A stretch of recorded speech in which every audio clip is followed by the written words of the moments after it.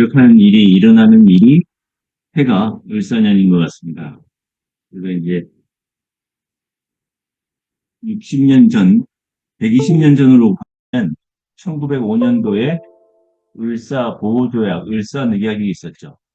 러일 전쟁에서 승리한 일본이 조선의 외교권을 조선을 보호한다고 해서 러시아나 중국으로부터 조선을 보호한다 그래서 을사보호조약을 체결합니다. 그래서 그게 결국은 조선의 외교권, 국권을 박탈해 간 거죠.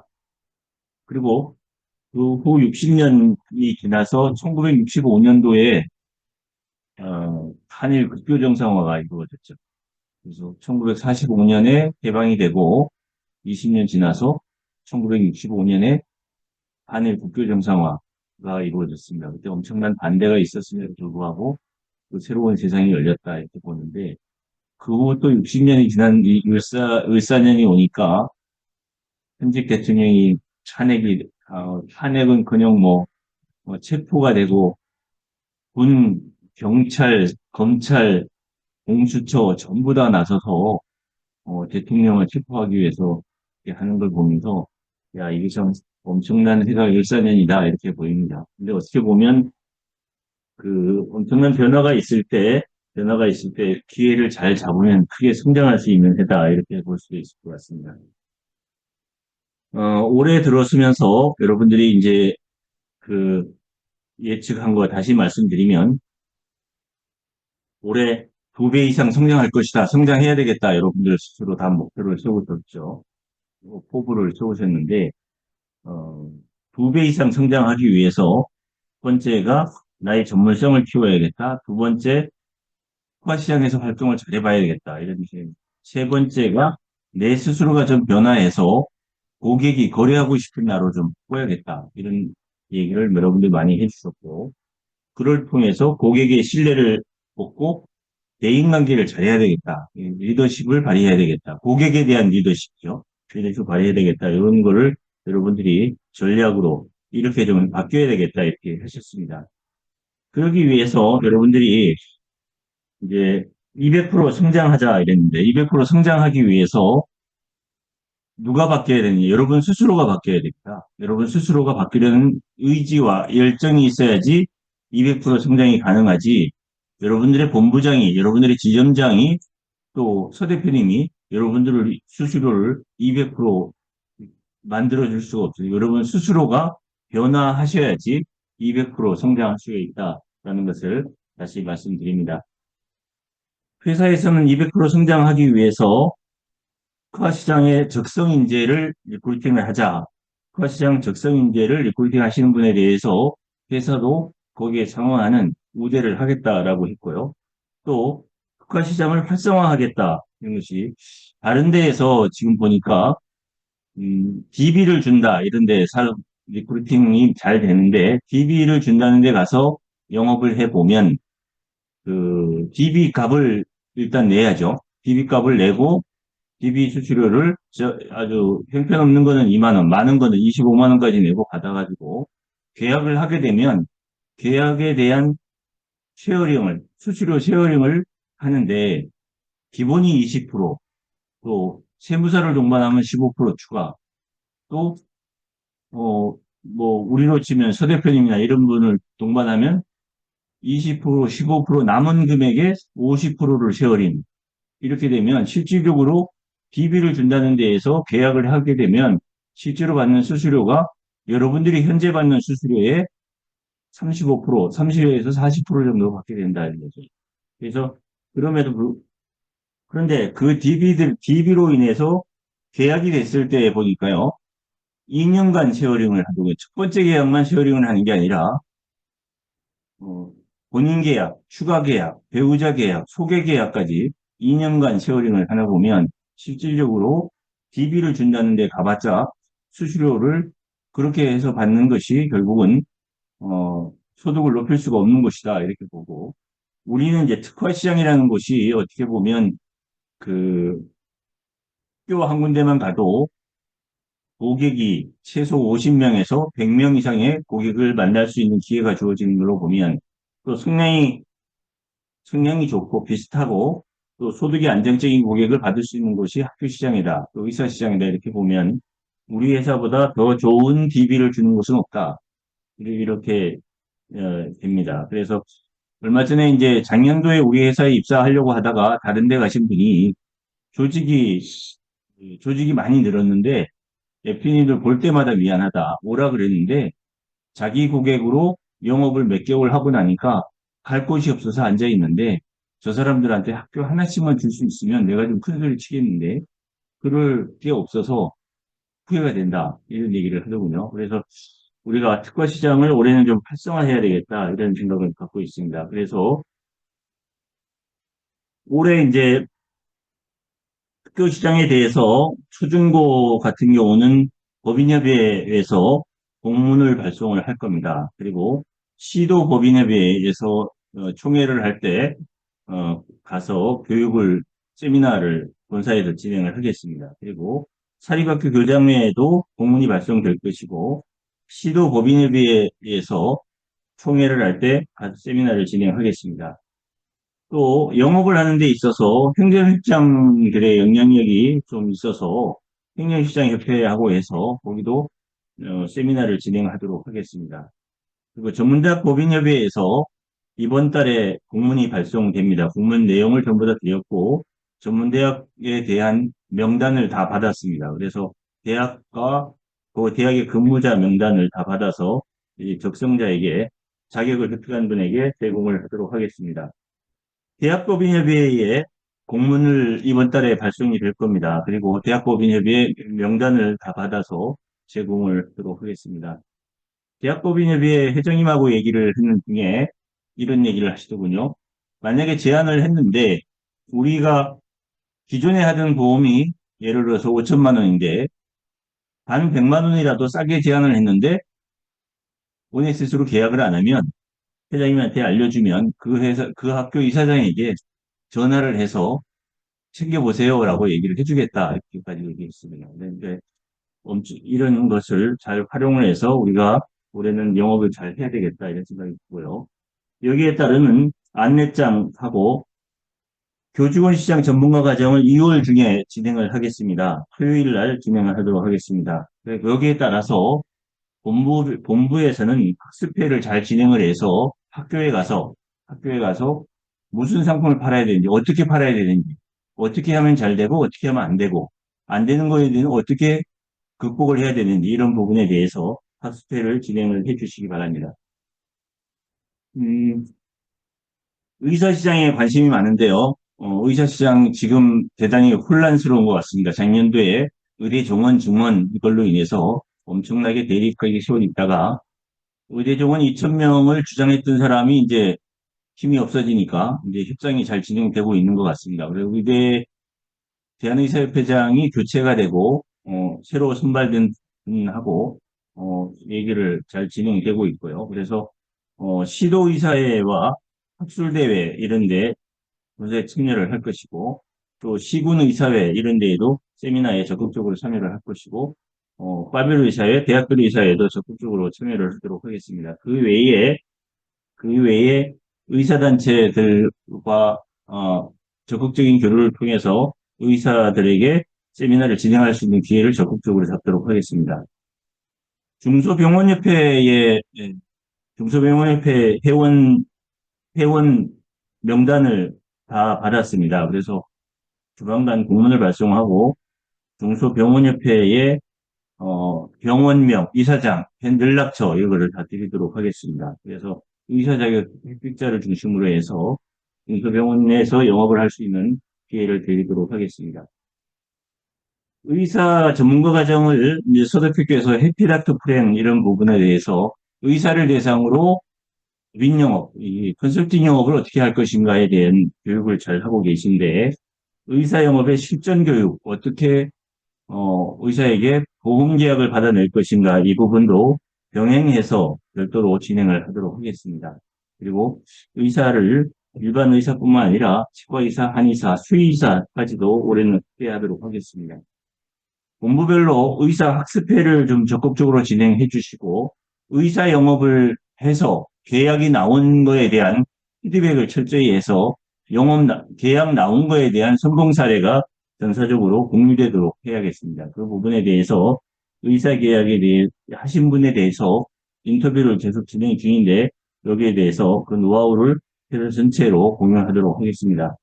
의사 시장에 대해서는 리크루팅을 잘 해주신 분에 대해서 적극 더 좋은 DB를 제공하도록 하겠습니다. 계약이 가능한 DB 이런 것은 리크루팅을 하신 분, 우수자 리크루팅 하신 분의 위주로 제공을 해드리도록 할 것입니다. 그래서 그리고 특화시장, 의사시장, 교직원 시장에 대해서 영업하시는 분에 대해서 약정서를 전부 다 받도록 하겠습니다. 약정서에서 전에도 말씀드렸습니다마는 의사 시장에서 열심히 활동을 해서 또 교직원 시장에서 열심히 활동을 해서 고객에 대한 신뢰가 구축된 상태에서 다른 회사로 가서 또 영업을 하고 그 학교를 출입하고 이런 사례가 발생하지 않도록 약정서를 전부 다 작성을 해주시고 약정서를 작성하는 게 이의가 있다 그러면 의사 활동을 안 하시면 됩니다. 그래서 다른 회사에서처럼 DB를 제공하면서 수수료를 제공하고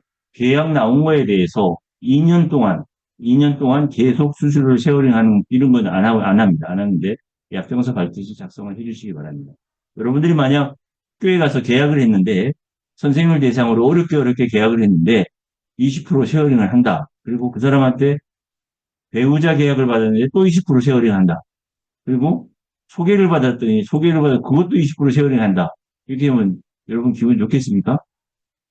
그렇게 하지 않는데 약정서를 작성하지 못하겠다 그러면 영업을 안 하시면 됩니다. 그리고 리크루팅을 하시는 분에 대해서 더 좋은 DB를 제공하도록 하겠습니다.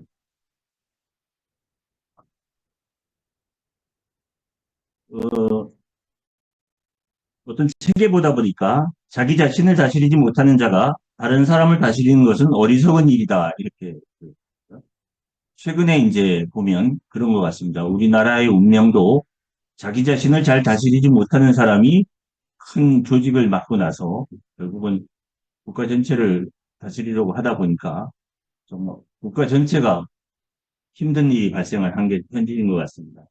우리도 작은 거지만 우리가 고객을 다스리는 거죠. 고객과 비즈니스를 해나가는 데 있어서 또 지점장으로서 본부장으로서 이렇게 영업을 하면서 일을 하면서 자기 마음을 잘 다스려야 되겠다 이런 생각이 듭니다.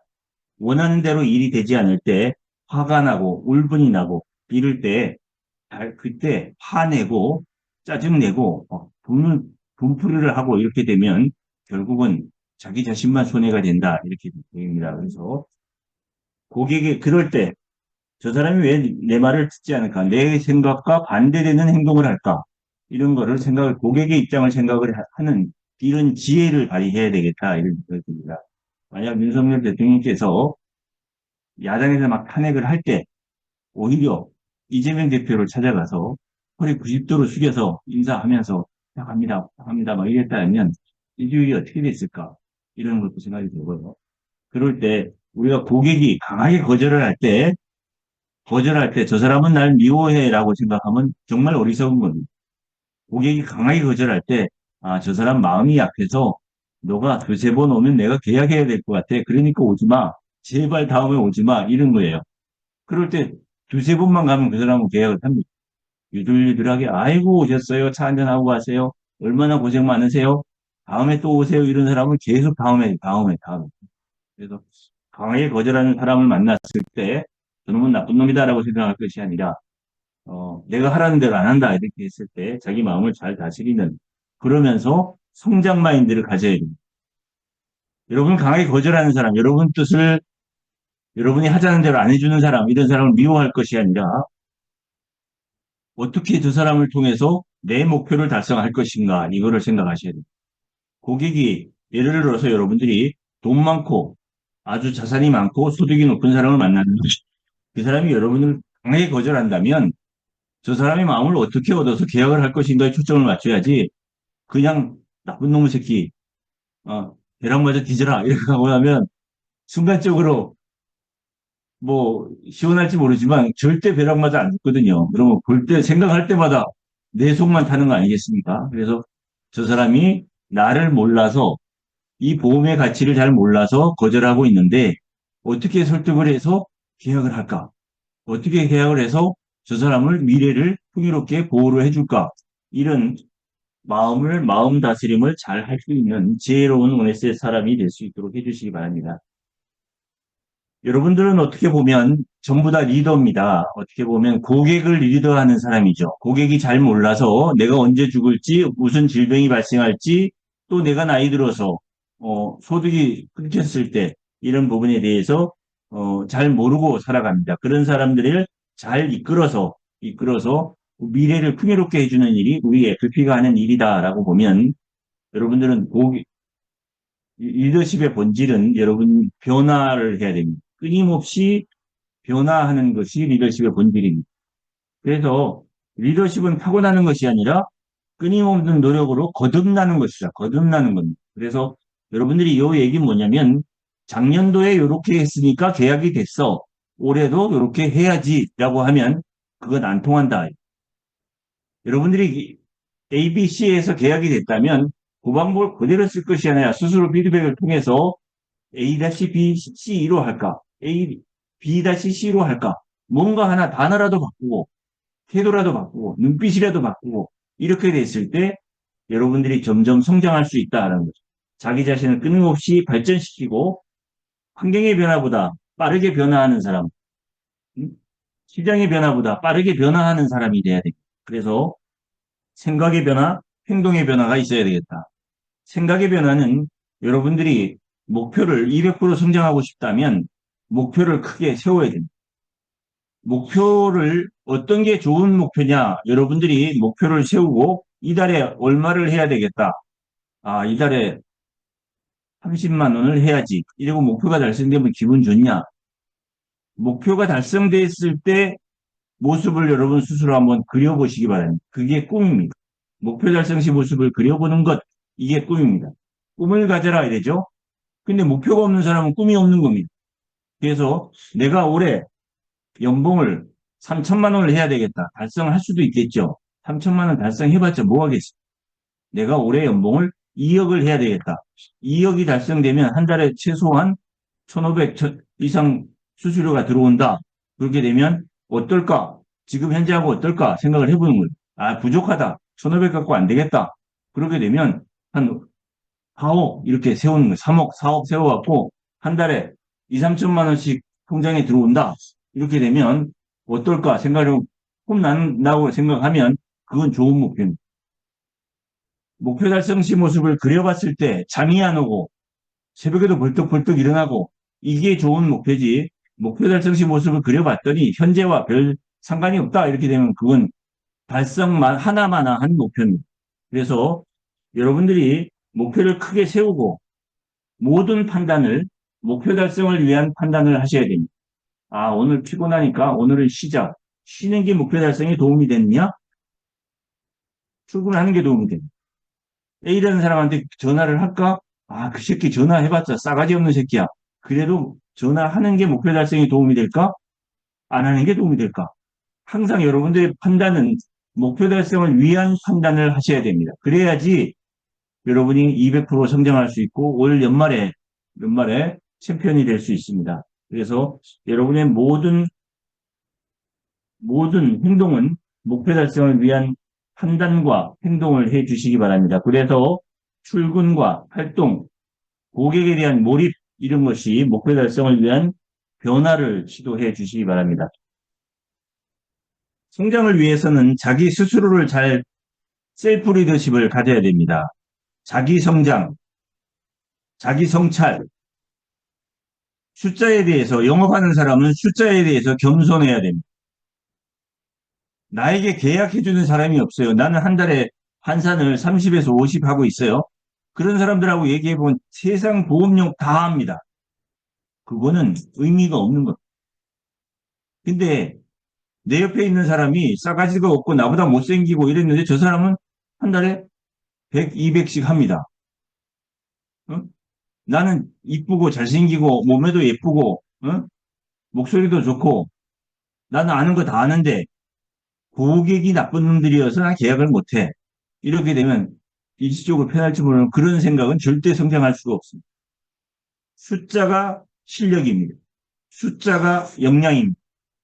숫자를 만들어내지 못하는 지식, 숫자를 만들어내지 못하는 정보, 커뮤니케이션, 전부 다 그게 실력입니다. 이렇습니다. 지점 FP 실력은 FP 역량은 숫자로 검증돼야 됩니다. 지점의 역량도 숫자로 검증돼야 되고 본부의 역량도 숫자로 검증돼야 됩니다. 내가 하는 숫자가 적은데 이건 시장 탓이야, 상황 탓이야, 본사 탓이야 다 필요 없습니다. 그게 내 실력이라는 것을 인정해야지 성장의 출발선에 서는 겁니다. 그걸 인정하지 않으면 여러분 성장하지 못합니다. 나는 충분히 역량을 갖췄는데 우리 지점장이, 우리 본부장이 날 도와주지 못해서 안 해서 나는 계약을 요구밖에 못해. 그건 아닙니다. 여러분 현재 숫자가 내 역량이다, 내 실력이다라고 인정하고 내가 200% 성장하려고 그러면 연봉을 200% 올리려고 그러면 나를 뭘 바꿔야 되느냐? 그걸 찾아서 고객한테 인사할 때 인사말이라도 볼 때 눈빛이라도 표정이라도 자세라도 하나하나 변화시켜 나갈 때 여러분들은 성장의 출발선에 서는 것이다. 이런 거죠. 소통 능력이 대단히 중요합니다. 커뮤니케이션, 다른 사람들과 효과적으로 소통하고 공감하는 능력을 키워야 됩니다. 나를 잘 안 만나려고 하는 사람, 내가 만나고 나면 전화도 안 하고 문자도 안 하는 사람이 문자 오게 만드는 거, 주변 사람들이 나를 좋아하게 만드는 거, 이거 여러분 스스로 노력하셔야 돼요. 그래서 스스로 피드백을 습관화해 주시기 바랍니다. 세 번째, 문제 해결 능력이 있어야 됩니다. 일을 하다가 벽에 부딪힙니다. 난 다 했어. 보험사에서 안 해준대. 이러면 끝입니까? 숫자가 달성 안 됐죠? 달성하는 방법을 끝까지 찾는 사람이 성장하는 겁니다. 벽에 부딪혔을 때 벽을 깨는 의지가 있어야지 여러분들이 성장하는 거지. 벽에 부딪혀서 난 벽 때문에 안 돼. 이거 여러분들은 그 벽에 평생 막혀 있는 겁니다. 그 벽을 깨려고 그러면 그 문제를 해결하기 위해서 분석하고 제3의 방법을 찾고 자, 이 부분에 대해서 잘하는 고수를 찾아서 전화하고 찾아가서 확인하고 이렇게 해서 해결하는 능력을 갖춰야지 200% 성장할 수 있습니다. 네 번째로 팀워크를 갖춰야 됩니다. 고객과의 팀워크를 잘 갖춰주시기 바랍니다. 나는 고객들이 계약하고 나면 왜 소개를 안 해주지? 우리 고객은 이상해. 고객이 이상한 게 아니라 내가 바뀌어야 됩니다.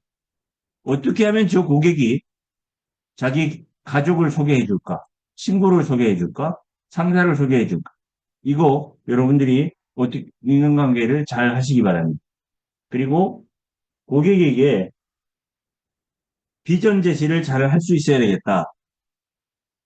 100만 원짜리 하세요가 아니라 100만 원으로 통해서 고객이 얻을 보장의 가치를 얘기할 수 있어야 되고 리크루팅을 한다면 정착지원금이 아니라 성과를 이야기할 어디에서 하는 것이 성과를 많이 낼 수 있느냐 어디에서 하는 것이 현재 연봉의 2배, 3배를 받을 수 있느냐 이런 비전을 얘기할 수 있어야지 계약도 잘할 수 있고 리크루팅도 잘할 수 있습니다. 최근에 이제 신문에 보니까요. 우리나라 복지 지출이 10년 지나면 OECD 최고 수준이 될 것이다 그래요. 그래서 우리나라 예산에서 정부 예산에서 복지 예산이 얼마나 되는가를 봤습니다. 봤더니 국방 예산이 61조고요. 외교부 예산이 4조밖에 안 됩니다. 통상산업자원부 예산이 11조고요. 교육 예산이 104조입니다. 복지부 예산이 125조입니다. 125조가 복지부의 예산인데 여기에 보면 국방이나 외교, 통상, 교육 이런 데 들어가 있는 복지 예산을 반려내면 250조가 넘습니다. 우리나라 전체 예산 677조 중에서 250조가 복지에 투자되는 예산이다. 이렇게 봅니다. 엄청난 자금이 복지에 투자되고 있고요. 그래서 보니까 일본이 고령인구가 65세 인구가 20%가 됐을 때 노인들을 살려야 되겠다 그래서 나라 빚을 늘려서 복지를 재원 조달을 했는데 23년도 GDP 대비 255%가 되니까 세금을 열심히 걷어도 지금 일본이 세금을 열심히 걷어도 복지에 다 쓰고 나면 성장 예산을 쓸 수가 없는 나라가 돼버린 거예요. 근데 우리나라가 지금 현재 고령인구 20%에 접어들었는데 현재 25년이 30% 정도 예산을 하는데 2035년이 되면 OECD 최고 복지 예산을 쓰는 나라가 될 것이다. 이렇게 봅니다. 이 부분을 우리가 영업적으로 활용한다면 이제 복지에 나의 노후를 의지할 수 없다는 거죠.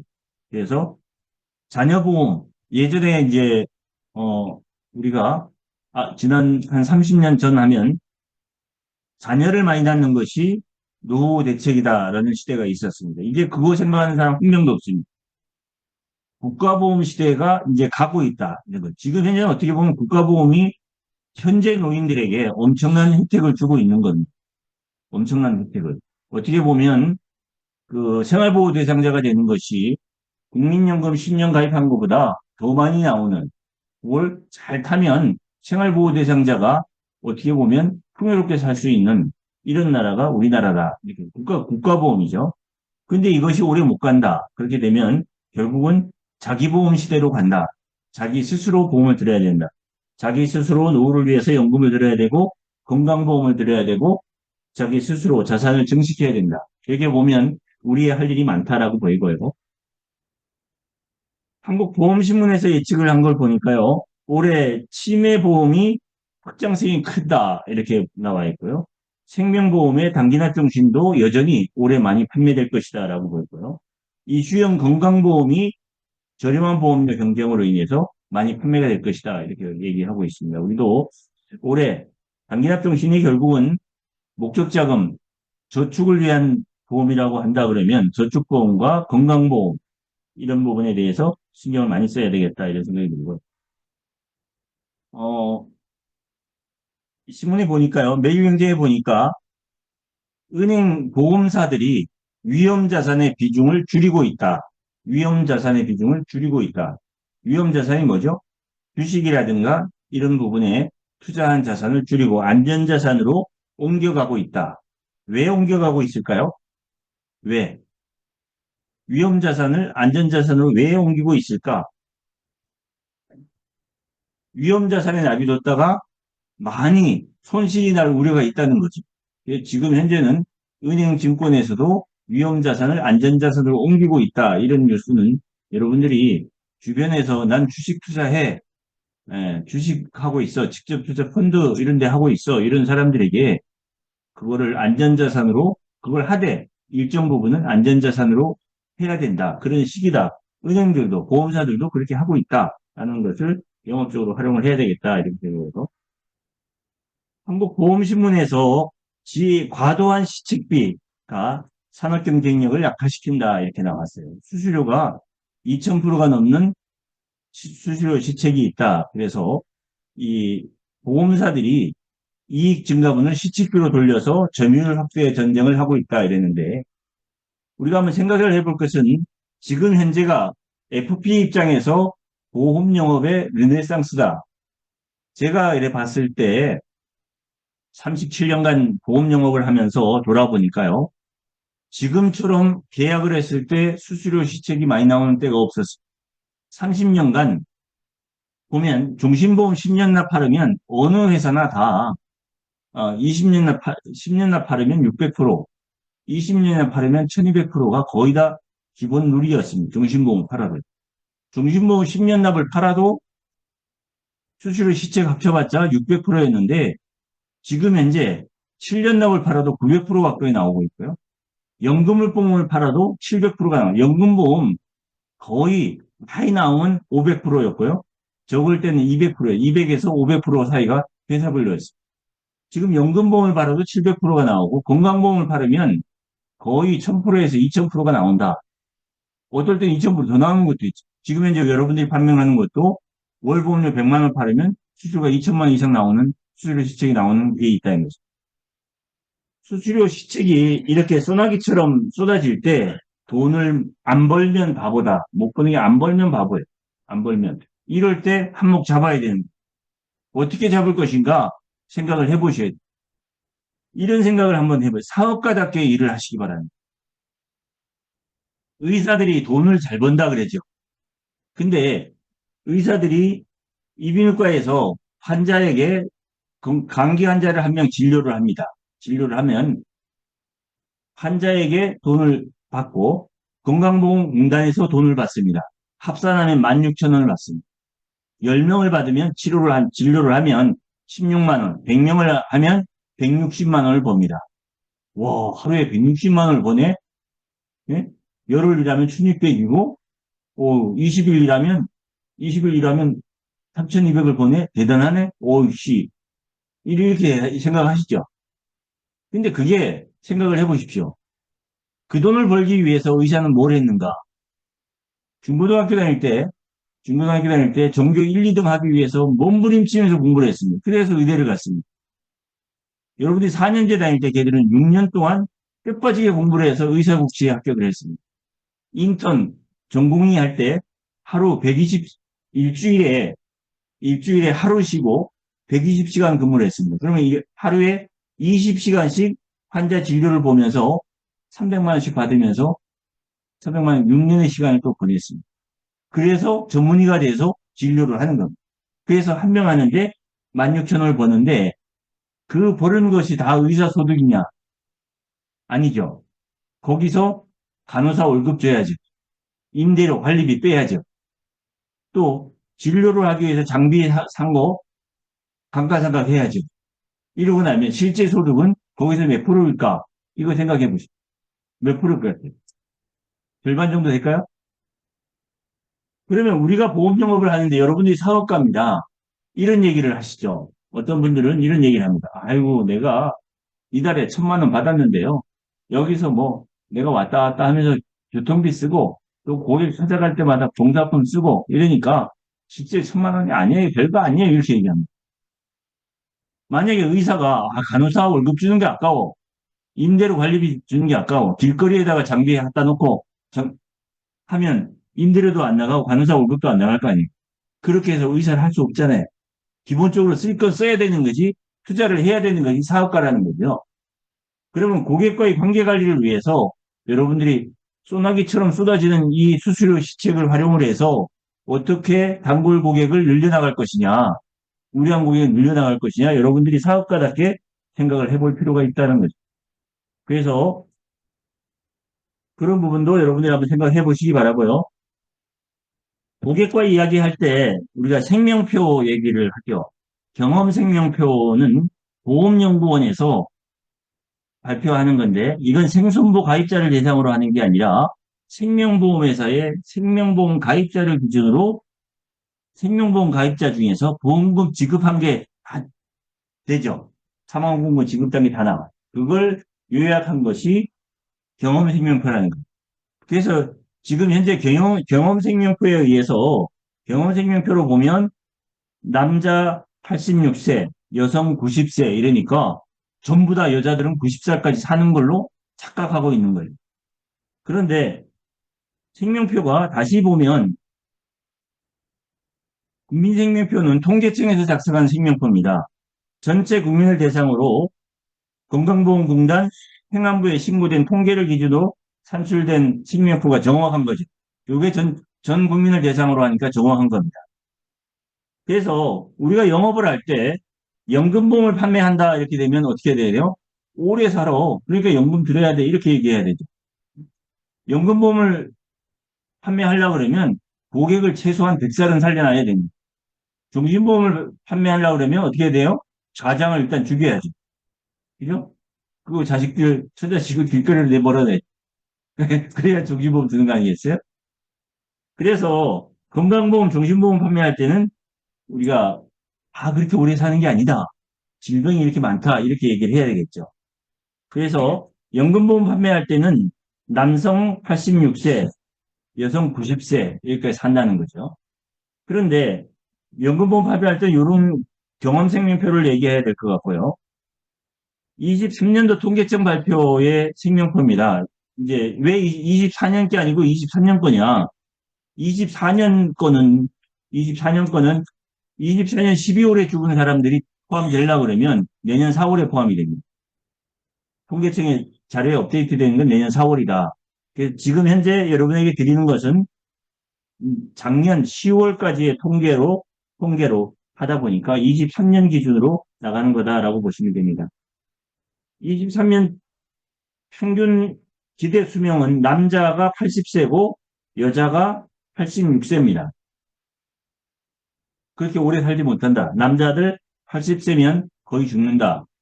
통계로 보면요. 70살까지 사는 사람이 지금 현재 한 80%가 70살까지 삽니다. 여러분들 이제 연세 있으신 분들은 70살 되면 우리 학교 동창들 중에서 20%가 죽는다라고 보면 되고요. 80세가 되면 80세가 되면 70%가 죽고 30%만 우리 동창들이 살아남는다라고 보시면 90세가 되면 5%가 살고 95%가 간다 이렇게 보시면 돼요. 그리고 100세 시대니까 여러분들 주변에서 아 장례식장에 가면 요새 다 90살 넘었어 이랬는데 그렇지 않다. 전체 통계로 보면 90살까지 넘는 사는 사람은 5%에 해당된다 이렇게 보시면 돼요. 그래서 요 숫자도 여러분들이 좀 암기할 필요가 있는 것 같아요. 작년도에나 22년도나 23년도에 23년도에 23만 명이 태어났고 35만 명이 죽었다.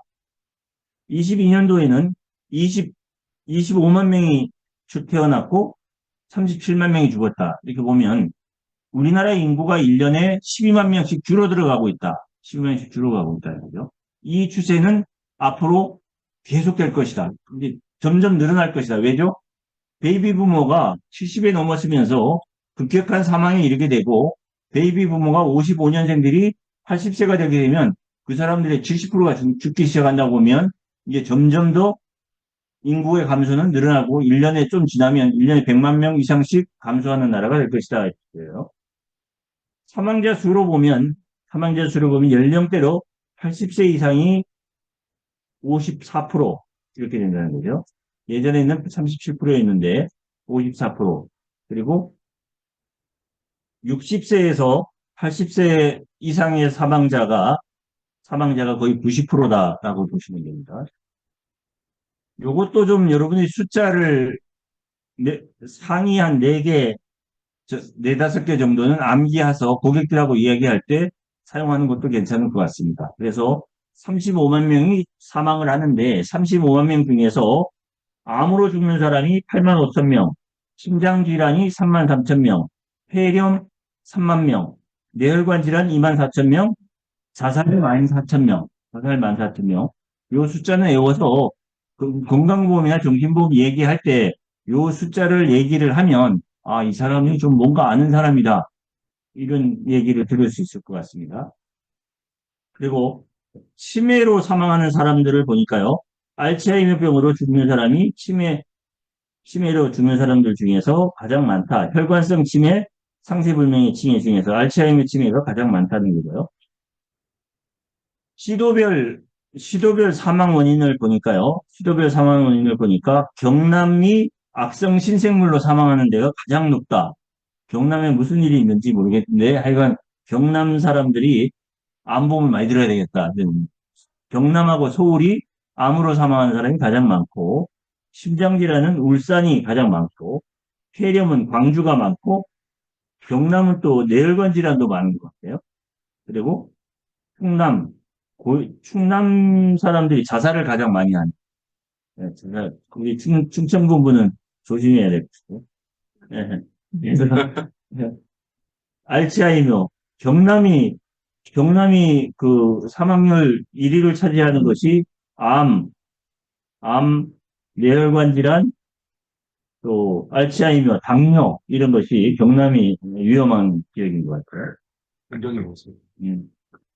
네? 굉장히 많아서. 공장이 많아서 네. 그럴 수도 있겠네요. 뭐 현대자동차, 울산공장 뭐 이런 것도 많이 있으니까. 그 연령별 사망자 수 보니까요. 80세 이상 사망자 수가 23년도에 19만 명, 또 60에서 79세가 11만 명, 이렇게 연령별로 보면 어쨌든 60세 이후에 사망자가 급격히 늘어나고 있다. 60세 이전에는 별로 사망하지 않지만 60세 이후에는 사망자가 급격히 늘어나고 있다고 보면 될 것 같고요. 이 표도 여러분들이 캡처를 해서 고객하고 얘기할 때 건강보험 판매할 때 이런 거 위주로 건강보험 준비하셔야 됩니다. 이 표를 잘 활용하시는 것도 괜찮겠다 싶고요. 연령별로 사망 원인 보면 40세 이후에는 암이 압도적이다고 보고요. 자살, 심장질환, 폐렴 이런 부분이 많다. 이거고요. 암으로 인한 사망 중에서 가장 압도적인 이유는 폐암입니다. 폐암은 현재 폐암이 걸리면 거의 죽는다라고 봐요. 폐암 3기 이상은 생존 확률이 10%도 안 된다. 이게 보고. 그래서 폐암이 이제 이런 거죠. 여러분들이 물을 안 먹는다. 며칠 살 수 있을 것 같아요? 물을 안 먹어도 3, 4일. 또 아니면 뭐 끈질기게 하면 일주일 살 수 있다. 음식물을 아무것도 안 먹는다. 그래도 한 열흘은 살 수 있다고 볼 수 있죠. 근데 숨을 안 쉬면 며칠 살 수 있을까요? 숨 안 쉬고 하루도 못 살죠. 한 시간도 못 살죠. 그죠? 숨을 못 쉬면 10분 이내에 다 죽는다. 이렇게 보셔야 돼요. 그렇기 때문에 폐암은 사망률 1이다. 폐암이 걸렸다 그러면 엄청나게 위험한 거고 생존 확률이 거의 없다라고 보시면 되거든요. 순환기 질환 보면 순환기계통 질환이라는 게 뭐죠? 혈액순환 이렇게 이해하시면 될 것 같아요. 고혈압성 질환, 호혈성 심장질환, 또 뇌혈관 질환 이런 것들이 이제 보면 연령별로 보면 이것도 60세 이후, 70세 이후, 80세 이후에 급격하게 늘어난다는 것이고요. 만약 혈관보험 얘기할 때 사용할 수 있을 것 같고요. 자살은 고의적 자살이 압도적으로 14,000명이 매년 우리나라 매년 14,000명이 자살을 하는 나라다 이렇게 보십니다. 그래서 사실은 이제 뭐 교통사고 이렇게 해도 교통사고 몇 명 안 죽습니다. 교통사고로 1년에 사망자가 한 2,000명 정도밖에 안 됩니다. 그런데 자살하는 사람은 14,000명. 근데 우리가 가끔 이래죠. 뭐 항공기 사고 이렇게 되잖아요. 이번에 179명 사고 난 거 갖고 엄청나게 떠들었잖아요. 껌입니다. 자살하는 사람은 한 달에 1,000명 이상이 자살하는 나라가 우리나라다. 예, 근데 만약 이런 거를 우리 항공기 사고 난 거를 막 뭐 안타깝다, 뭐 가족이 갔다 왔다, 뭐 이렇게 하는데 자살하는 통계를 우리 코로나 때처럼 발표한다면 어떻게 될까요? 오늘 경기도에서 몇 명이 자살을 했는데 자살 원인 중에 뭐 이러이러한 걸로 자살을 했습니다. 부부싸움으로 자살을 했습니다. 뭘 자식 때문에 자살을 했습니다. 애가 죽었습니다. 막 이런 걸 통계를 낸다 그러면 이제 살기 싫은 나라가 될 것 같아요. 그런데 사실 어떻게 보면 왜 이렇게 자살을 많이 하느냐에 대한 연구를 해서 거기에 대한 원인 대처가 정부의 차원에서 필요하다라고 봅니다. 인구 10만 명당 몇 명이 자살하느냐를 통계를 보니까요. 우리나라가 10만 명당 24명이 자살을 한다는 거예요. 근데 세계 1위입니다. 자살 세계 1위입니다. 자살 세계 1위. 미국이 14만 명이고요. 프랑스 12명, 미국이 14명, 스위스 10명, 그리스 1000명 이렇게 되는데 우리나라가 압도적으로 자살하는 사람이 많다라고 보고요. 영아 사망률, 아기가 죽었다, 뭐 산부인과에서 출산을 하다가 죽었다, 뭐 그렇게 하는데 영아 사망률은 우리가 아주 낮습니다. 미국이나 영국이나 선진국에 비해서도 영아 사망률은 대단히 낮다. 이건 어떻게 보면 출산이 적으니까 적을 수도 있고 아이를 낳다가 산모가 사망하는 일도 세계적으로 가장 낮다. 이렇게 보면 우리나라의 의료기술이 많이 발달됐다. 이렇게 볼 수 있을 것 같고요. 알코올로 사망하는 사람도 어, 그 알코올로 사망하는 사람은 남자가 높고 여자는 적다. 이렇게 보이고요. 치매로 사망하는 율, 또 사망 원인, 그러니까 아까 말씀드렸죠. 이것도 숫자를 좀 암기할 필요가 있겠다 싶어서 한 5위까지, 자살까지는 좀 암기를 해서 이 표를 가끔 하시면서 알츠하이머, 치매 치매보험 얘기할 때는 알츠하이머까지를 얘기한다 그러면 치매보험 가입률이 더 높을 것 같고요. 그런 부분 좀 활용을 하시기 바랍니다. 건강보험 판매를 할 때, 보험 판매를 할 때, 연금을 판매할 때는 경험생명표 기준으로 얘기를 하시는 게 좋을 것 같고, 건강보험 판매를 할 때는 남자 80세, 여자 86세, 생명, 어, 연금보험 판매 남자 86세, 여자 90세, 요거 활용하시고, 사망 원인, 요 정도는 숫자를 좀 암기하셔서 얘기하면, 아, 이 친구가 좀 공부를 많이 한 친구구나. 그렇게 인정받을 수 있지 않을까 싶습니다. 우리가 이제 병원에 가면, 전에 한번 말씀드렸습니다. 병원에 가면 의사가 예전에 이랬죠. 무당들이나 이제 구슬하고 이런 사람들은 딱 보는 순간에 애군이 꼈어. 구슬해야 돼. 뭐, 조상이 묘가 잘못 써 있어. 막 이렇게 얘기를 해죠. 근데 거기에 돈을 쓰는 사람도 있었죠. 근데 그 믿는 사람보다 안 믿는 사람이 더 많죠. 근데 아프면 다 지금 거기 구타로 가는 게 무당한테 구타로 가는 게 아니라 의사한테 가는 거죠. 의사는 의사가 딱 여러분 딱 갔더니 암이야. 어, 이렇게 얘기한다고 그러고 그 의사 믿겠어요? 이게 의사들하고 한의사하고 막 분쟁이 있는데 한의사들은 진맥을 해가지고 뭐 간이 안 좋다, 뭐가 안 좋다 이렇게 얘기를 하죠. 그래서 근데 의사들은 그거 한의사를 무당 보듯이 해요. 목사님이 무당 보듯이 하는 게 의사들이 한의사를 보는 거하고 똑같은 것 같아요. 제가 예전에 교보생명에 있을 때 회장님께서 이제 서울대 의대 교수셨죠. 그래서 너무 피곤해 하셔서 피곤하신데 저녁을 먹자 그래요. 저녁을 먹으면서 한약을 한 잔 해드려야 되겠다. 그래요. 아는 한의사를 오라 그랬어요. 식당으로 오세요. 오라고 그래요. 신앙의사를. 그래서 저녁을 먹으면서 회장님 보약을 한 잔 드셔보시면 어때요? 그걸 왜 먹어요? 그래도 보약을 먹으면 기가 좀 좋아진다고 한번 드셔보시죠. 그러니까 아니, 그게 무슨 원리예요? 이러는 거예요. 한번 일단 실험을 삼아서 드셔보세요. 이게 뭐, 한약이라는 게 풀뿌리 이런 거 삶아서 하는 거니까 나쁜 건 아니잖아요. 그게 어떤 화학적 작용이 있는지 아세요? 그러는 거예요. 그래도 일단 한번 드셔보세요. 그래서, 그럼 어떡하라고 그래서, 내가 한의사 오라 그랬으니까 한번 해보세요. 진맥을 했어요. 진맥을 하고 나서, 뭐, 나는 이제 옆방에가 있었고요. 그러고 나서 이제 한의사 보내고, 어떠셨어요? 그러니까. 아니, 웃기지 않아요? 여기를 잡고요. 나보고 간이 안 좋고 뭐가 안 좋대요? 그래서 물어봤죠.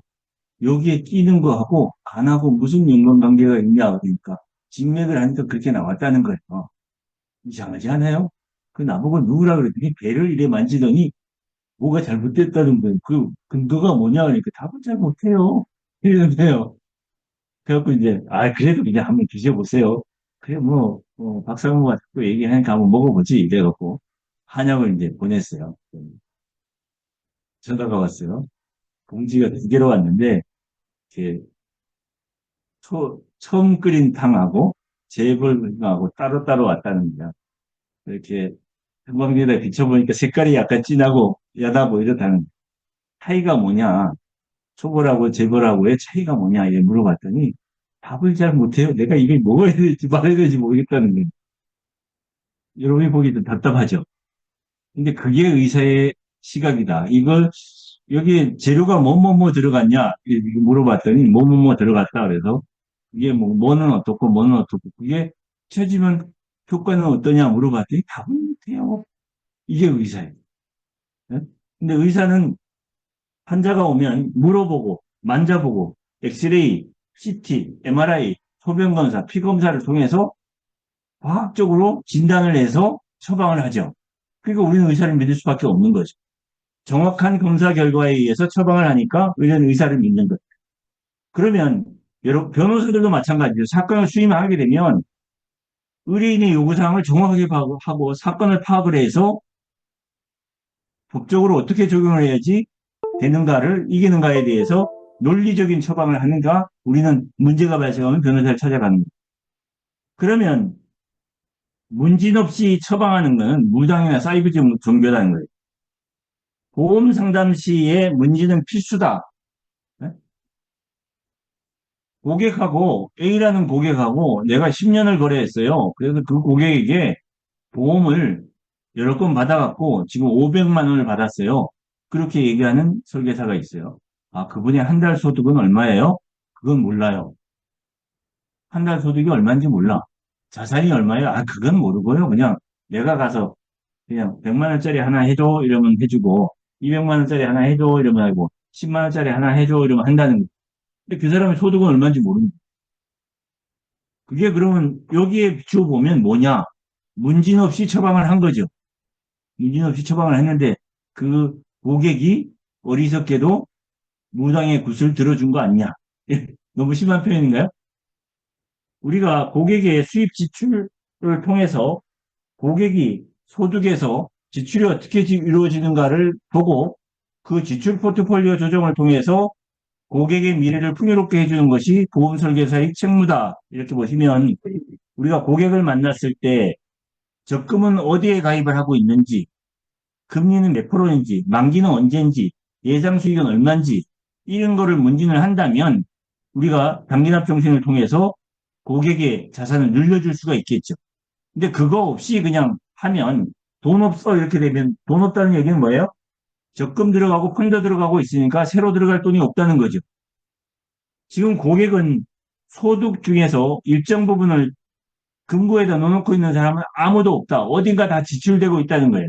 그러면 지출이 어디에 이루어지고 있는가를 파악을 하는 것이 우선이다. 그게 문진이다. 이렇게 보시면. 그래서 수익률이 낮은 지출을 고수익으로 바꿔주고 보장이 낮은 것을 보장을 좋게 해주고 이게 여러분들이 해야 할 일이다는 거예요. 그래서 그런 부분에서 우리가 저게 그 은행 적금을 물어봐서 적금을 어디 가입하고 있느냐 물어봐갖고 어느 은행에 금리는 몇 프로고 만기가 언제냐 예상 수익은 얼마냐 물어봐가지고 그러면 지금 적금을 가입할 때는 이제 의사들이 이러죠. 진단을 하고 나서 그 병에 대해서 조금 설명을 해주잖아요. 네? 목이 어떻게 돼갖고 목이 좀 부어 있는데 이렇게 이렇게 하시면 며칠 지나면 좋아질 겁니다. 이거 왜 의사를 믿는 거 아니겠어요? 근데 그거 없이 그냥 처방을 한다면 못 믿죠. 그러니까 우리도 적금을 가입하고 있다 그러면 그 적금은 지금 달리, 종리, 예? 변동금리, 확정금리, 뭐 기준금리, 금리에 대해서 좀 얘기를 하면서 금리에 대한 얘기를 좀 하고 지금같이 고금리 시에는 확정금리, 장기로 가입을 해야 된다. 이런 논리를 펼 수 있어야 되겠죠. 거기에 따른 세금은 어떻게 되느냐 이런 것도 같이 얘기를 하면서 네이버 계산기로 계산을 해서 이게 만기됐을 때 얼마 나오는데 네이버 계산기로 계산을 해서 고객들이 나 은행에 가입했다. 뭐 2.5%다, 3%다 이렇게 하지만 만기에 얼마 나오는가를 모르잖아요. 그럴 때에 네이버 계산기로 요거 몇 개월 지나면 얼마가 나옵니다. 그런데 지금 깨고 바꾸면 이렇게 더 좋아집니다.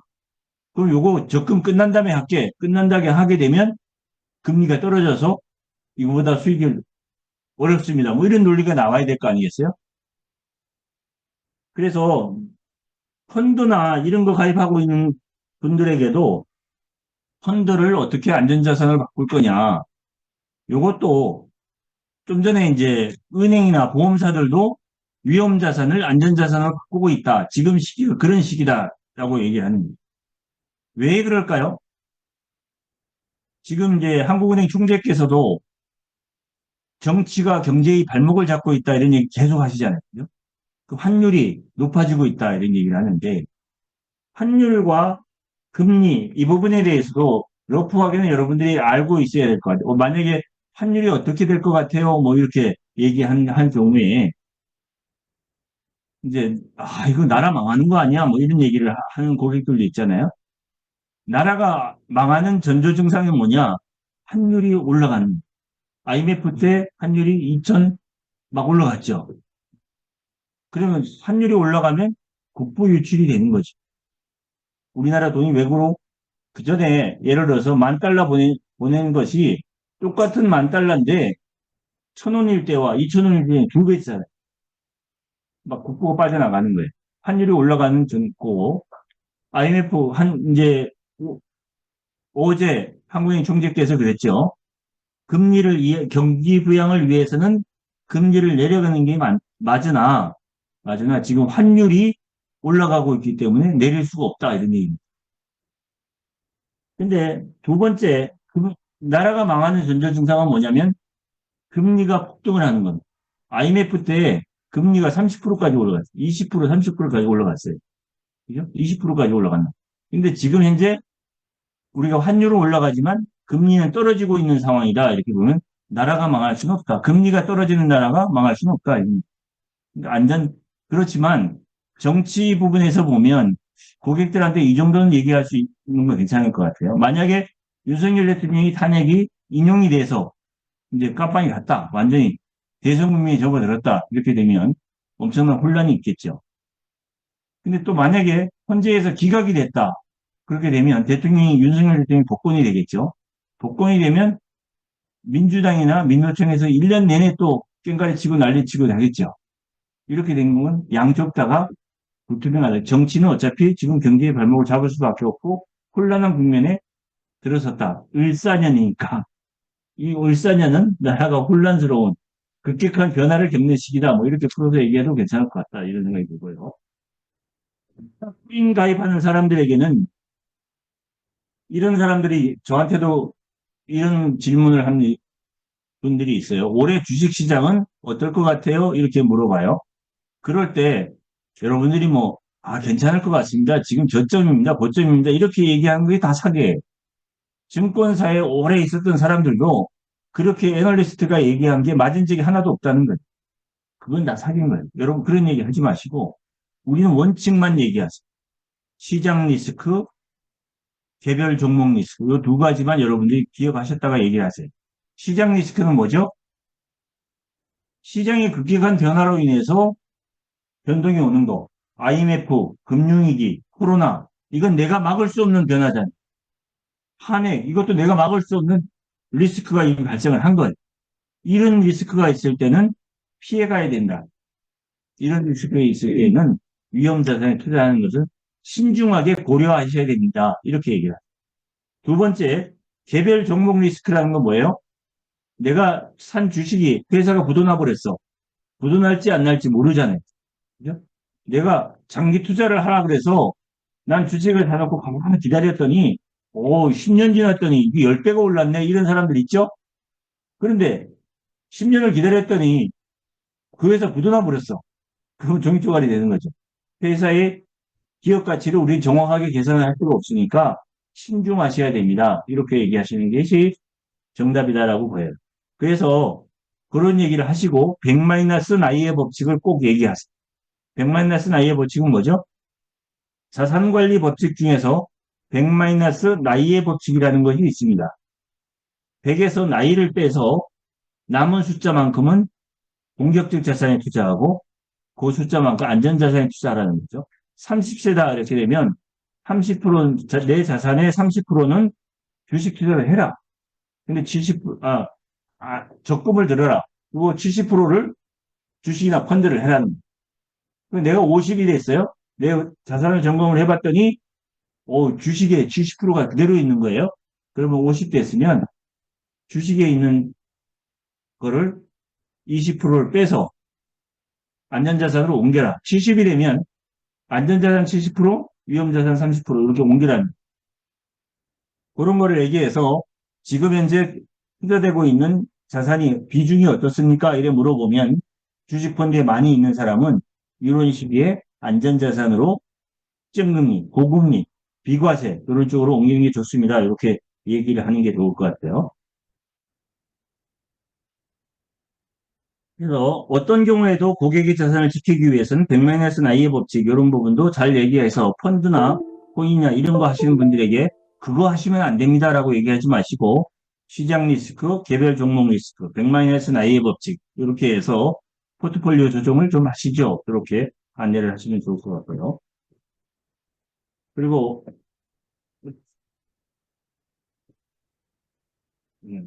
안 들어보네.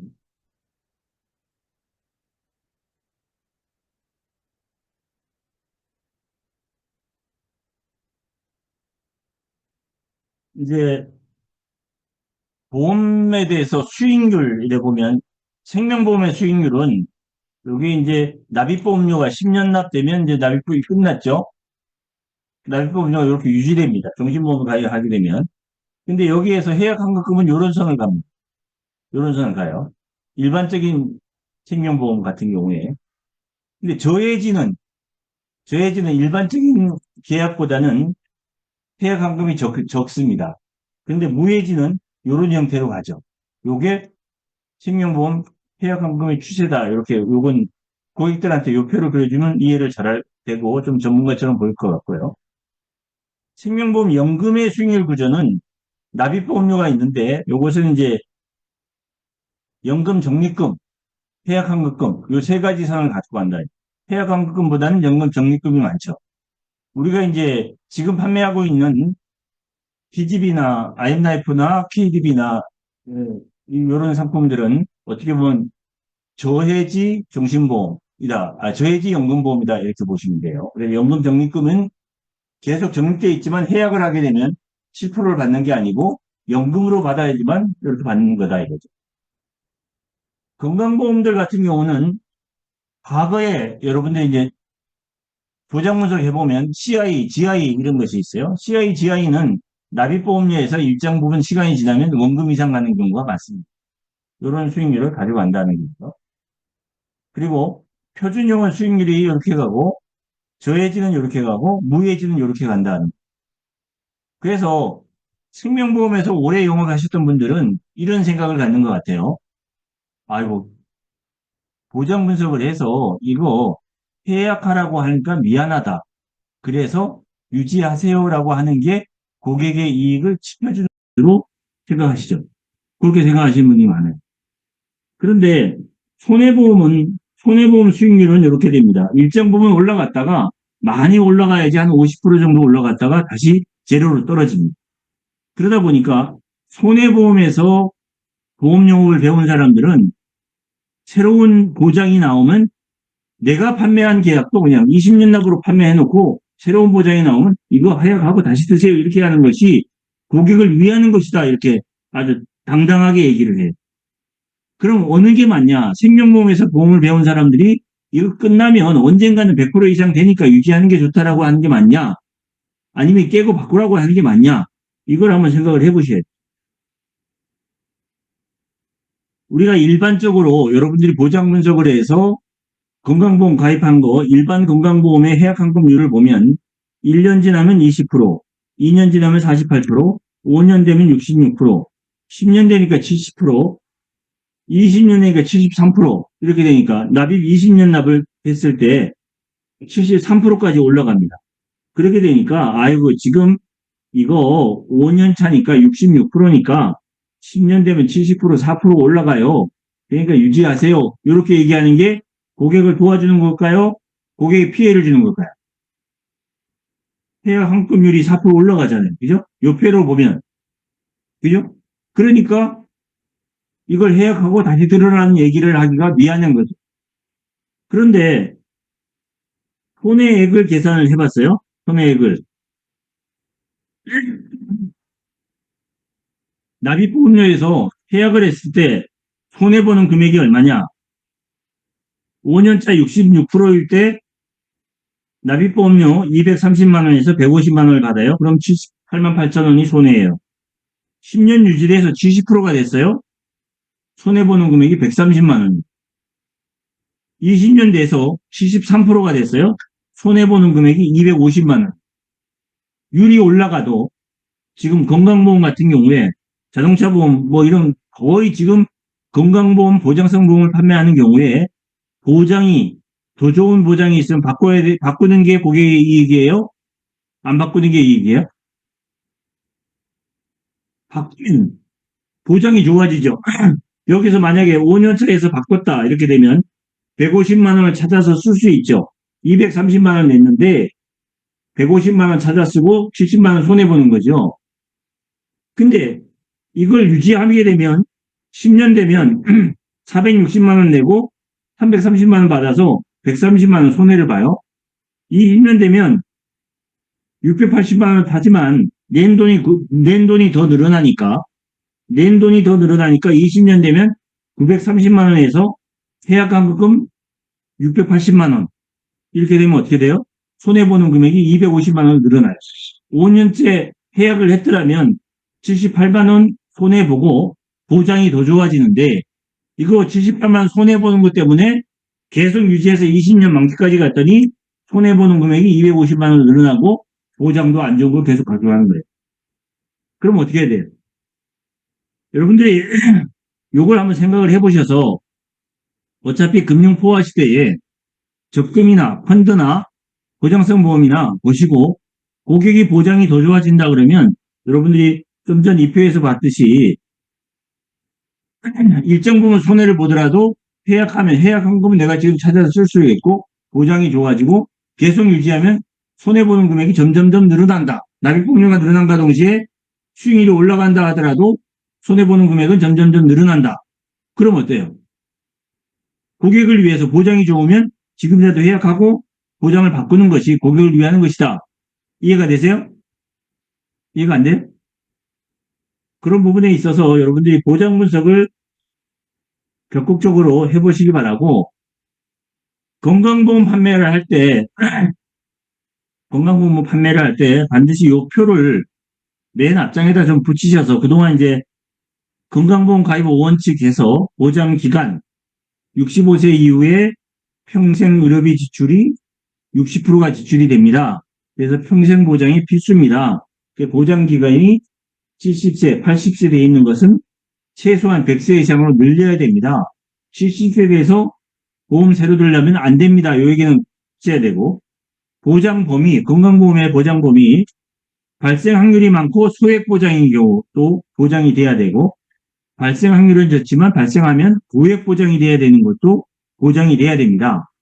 보장 횟수가 암이 걸렸을 때 한 번 맞는 것보다 4번 맞는 게 좋고 9번 맞는 게 좋습니다. 왜냐하면 암이 걸려도 생존 확률이 높기 때문입니다. 요 얘기를 해주셔야 되고, 보장 금액도 사고 발생 시에 경제적인 손실을 보장할 수 있도록 보장 금액을 검토를 해보셔야 됩니다. 네 번째, 보장 대상. 건강보험이 가족 중에 누가 발생할지 모르니까 본인뿐만 아니라 배우자, 자녀까지도 체크를 하시는 게 좋습니다. 이렇게 되면 가족 보장 분석으로 같이 얘기할 수 있겠죠. 네 번째, 수익률, 동일한 보장에 보험료가 어디가 싸냐, 이걸 한번 검토해 보셔야 되고, 동일 보험료로 수익률이 어디가 좋냐, 이걸 검토해 보셔야 됩니다. 그래서 발생확률이 높은데 금액은 소액인 경우, 이게 뭐죠? 실손보험이죠. 그렇기 때문에 실손보험 반드시 있어야 된다는 것과, 발생확률은 적은데 고액보장, 진단비, 수술비, 간병비 이런 쪽을 얘기하셔서 요 표를 얘기하시고 나면 여러분들이 보장 분석하는데도 고객의 설득력이 있다. 그냥 얘기하지 말고 요 표를 얘기하고 기존 보험에 대한 리모델링을 시작하시면, 아, 이게 요즘 고객들한테 이런 것 같아요. 보장 분석 해드리겠습니다. 이렇게 얘기하면 고객이 어떻게 해석을 하세요? 어떻게 해석하는 것 같으세요? 너 내 계약 깨고 새로 들으란 얘기지? 됐어요. 다음에 봐요. 이렇게 얘기하잖아요. 네?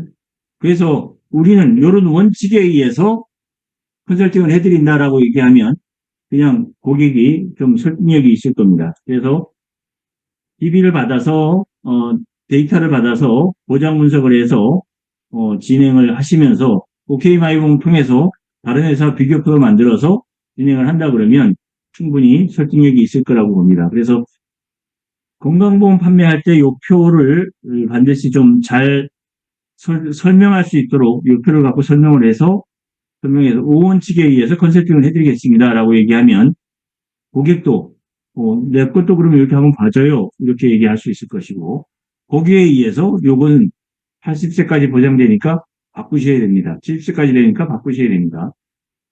보장보증하면 그 납입 기간 이런 게 나오잖아요. 그죠? 그리고 보장 범위도 요렇게 되니까 이거 바꾸셔야 됩니다. 이렇게 좀 가지고 고객을 설득해서 고객의 보장 대상을 좋게 하는데 여러분들이 좀 설득력 있는 건강보험 판매를 할 수 있으면 좋겠다 싶습니다.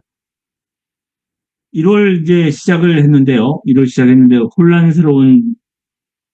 혼란스럽지만 우리가 할 일은 적극적으로 해야 되겠다 이런 생각이 듭니다. 그래서 1월 마감이 이제 일주일 남았는데 그 남은 시간에 여러분들이 목표 달성을 위한 판단을 통해서 최고의 성과를 한번 기록해 보시기 바랍니다. 기대하겠습니다. 마치겠습니다. Recording stopped.